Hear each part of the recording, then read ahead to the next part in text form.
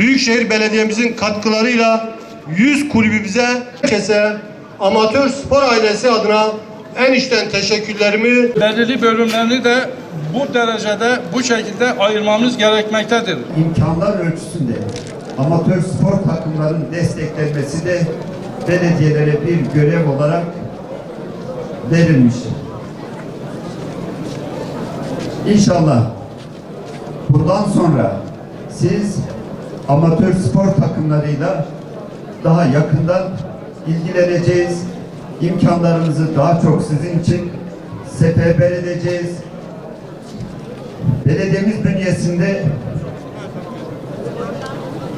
spor alanında 8 branşta 533 öğrencimize 15 antrenörle hizmet verilmektedir. Son 2 yılda belediyemizin düzenlediği kurslarda eğitim gören 280 öğrencimizin spor fakültelerine ve hatta yüksek okullarına yerleştirilmesi sağlanmıştır. Ayrıca belediyemiz bünyesinde son 3 yılda düzenlenen sürekli eğitim merkezinde eğitim gören öğrencilerimizden 500'ü değişik üniversitelere ait fakültelerde okuma hakkı kazanmıştır. Önümüzdeki yüzyılda önemli olan bilgi değil, beceri, yetenek olduğunu biliyoruz. Onun için bizim çocuklarımızın hem ruhsal anlamda hem bedensel anlamda daha sağlıklı insanlar olması için onların her yaşta sporun içinde olması, spor yapması, yeteneklerinin geliştirilmesi için hepimizin seferber olması gerekiyor. Önemli olan sporu izlemek değil, sporun içinde bizzat olmak ve spor yapmak.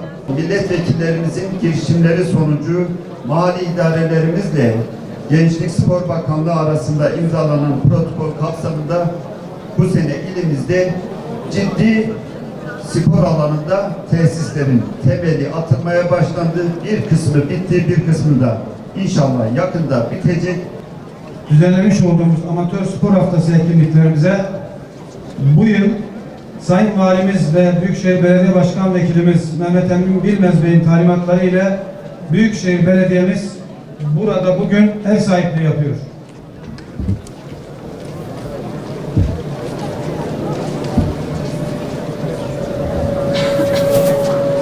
Hem de öyle bir ev sahipliği ki faal spor kulüplerimize derin bir nefes aldıracak büyük bir müjde ile bugünümüzü taçlandıran bir ev sahipliği. Siz gençlerimize daha çok ciddi imkanlar sunacağız. Alan olur. Bununla da yetinmedik. Fidanlık Park'tan belediyemizin hem TÜŞVA belediyemizin hem de Büyükşehir Belediye'mizin vatandaşımızı sahille buluşturacak. Çok teşekkür ediyoruz Sayın Valimize, kulüplerimize yapmış olduğu desteklerden dolayı.